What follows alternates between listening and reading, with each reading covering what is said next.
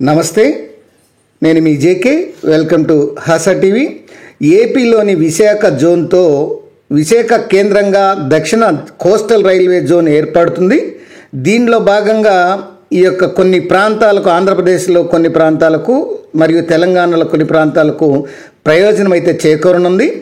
ఈ నేపథ్యంలో ఉమ్మడి కరీంనగర్ జిల్లాలో కొన్ని రైల్వే స్టేషన్లకు అయితే మహర్దశ పట్టనుంది. ఆ వివరాలను ఈ వీడియో ద్వారా తెలియజేస్తాను.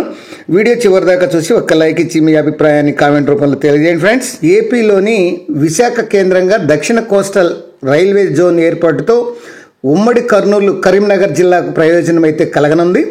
ఇప్పటి వరకు రైల్వే డివిజన్ కార్యాలయాలు ఇటు సికింద్రాబాదు అంటే నిజామాబాద్ వైపు ఇటు ఉంటే, అటు హైదరాబాదు కాచిగూడ వైపు కేంద్రంగా ఉండడంతో ఈ యొక్క పెద్దపల్లి నిజామాబాద్ రైలు మార్గంపై కొంత చిన్న చూపు పడిందని చెప్పొచ్చు.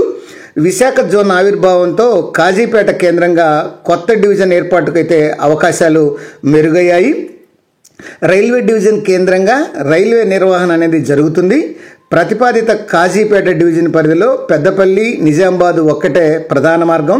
అయితే దీంతో ఉమ్మడి కరీంనగర్ జిల్లా మీదుగా ముంబైతో పాటు గుజరాత్, రాజస్థాన్లకు కొత్త రైళ్లను నడిపేటువంటి అవకాశం ఉంది.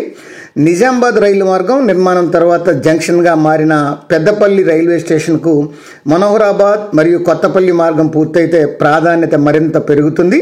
ఇక హైదరాబాద్ నుంచి ఢిల్లీ వైపు వెళ్ళేటువంటి ప్రతి రైలు సికింద్రాబాద్ మీదుగా కాకుండా మనోహరాబాద్ మరియు పెద్దపల్లి మీదుగా వెళ్తుంది. ఇక ముంబై నుంచి కాజీపేట వైపు వెళ్ళేటువంటి రైళ్లు పెద్దపల్లి మీదుగా తప్పనిసరిగా వెళ్లాల్సిందే. అందుకు అనుగుణంగా పెద్దపల్లిలో బైపాస్ మార్గ నిర్మాణ పనులు కూడా వేగంగా సాగుతున్నాయి. గత బడ్జెట్లో కేంద్రం అనుమతించినటువంటి మనుగురు యొక్క రాఘవపూర్ మార్గం పెద్దపల్లికి చేరువలోనే ఉంటుంది.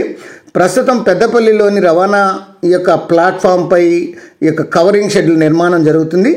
దీన్ని ఫిట్ లైన్గా మారిస్తే స్టేషన్ రూపురేఖలే మారిపోతాయి. ఈ పనులన్నీ కాజీపేట డివిజన్ ఏర్పాటుతోనే వేగంగా జరుగుతాయి. ఇక పెద్దపల్లి నిజామాబాద్ మార్గంలో నిజామాబాద్ స్టేషన్ మాత్రమే ఈ యొక్క కాచిగూడ కేంద్రంగా పనిచేసేటువంటి హైదరాబాద్ డివిజన్ పరిధిలో ఉంది. నిజామాబాద్ ఔటర్ నుంచి పెద్దపల్లి వరకు సికింద్రాబాద్ డివిజన్ పరిధిలో ఉంది. కరీంనగర్ తిరుపతి రైలు సికింద్రాబాద్ డివిజన్ నిర్వహిస్తుండగా కాచిగూడ కరీంనగర్ ప్యాసింజర్ వచ్చేసి హైదరాబాద్ డివిజన్ ఆధ్వర్యంలో నిర్వహిస్తున్నారు. ఇక ఇంతకు మించి మరో ప్రయోజనం దక్కలేదు.